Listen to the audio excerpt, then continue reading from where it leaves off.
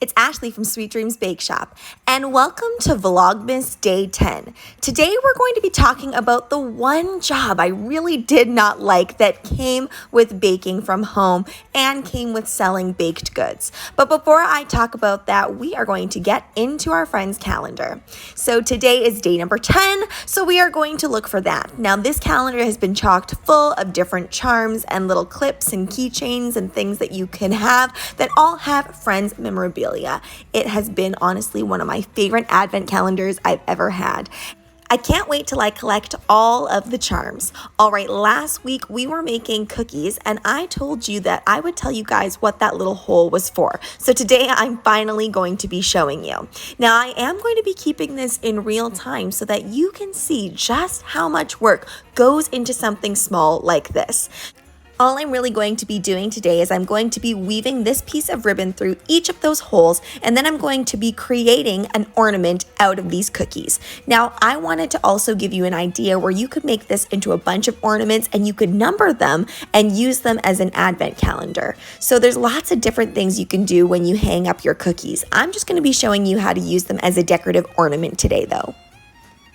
While I visually show you how to do this though, I really want to talk about packaging and how much of a difference packaging makes to your product, as well as how much work it actually takes to package them. I think one of the biggest mistakes that I made as a beginning entrepreneur was underestimating how much time it actually takes to package products and how much I really should have been charging. So in the beginning, I think I only charged 25 cents extra per cellophane bag per cookie, and I was already charging pennies for my cookies. More recently, after I've done some more research, I found that a lot of cookiers actually just incorporate the cost of whatever the packaging is into their cookie prices. But for myself, I actually give all of my cookies just in a box, and then I choose to charge extra for each cookie. So if they want packaging and they want individualization, and usually they do want it to be wrapped with ribbon or something pretty as favors, I charge quite a bit more. It can actually take up to 5 minutes to package one cookie, depending on what it is. Sometimes some shapes are just a little bit more trickier to make sure that you're wrapping it properly. And if you're heat sealing something, although that is faster, I suppose, it still takes a while to get everything set up and going. So once you add up all the time, even packaging something like 30 cookies can sometimes take up to an hour. And I know that sounds a little ridiculous, but even this little project that I'm doing right here took me quite a while just to package the few cookies that I have.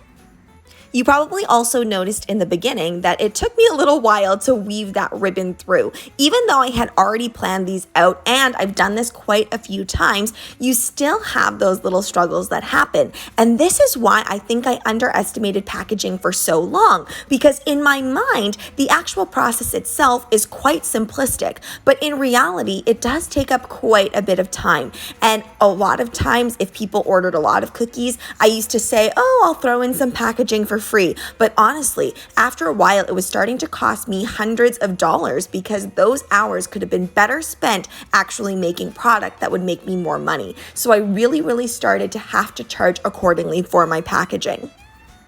Now, aside from the actual work itself that it takes to package cookies, there are also other things that require specialized packaging, like macaron packaging, or cardboard boxes for cakes, or really simplistic clamshell cupcake packaging. Now, I think the average consumer might not really think twice about packaging. They would just assume that packaging is maybe already incorporated into the price, or they might assume that packaging is a lot cheaper than it actually is. But the thing about packaging, specifically for at-home bakers that are running a business out of their home, you might not necessarily have the correct paperwork to go and purchase from those direct bulk places that can sell things for much cheaper at maybe 30 cents a box or 50 cents a box.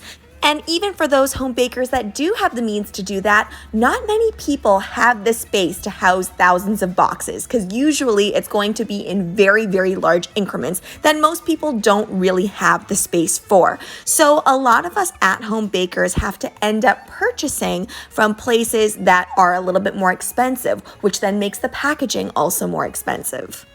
So my final piece of advice to you is to really make sure that you're charging accordingly for your packaging. So whether you're just going to be charging the direct price of how much it costs you and making sure that you're tacking that on to whatever total of the bill that is, or making sure that you're charging not only for the packaging, but also for the work that it takes to put everything together.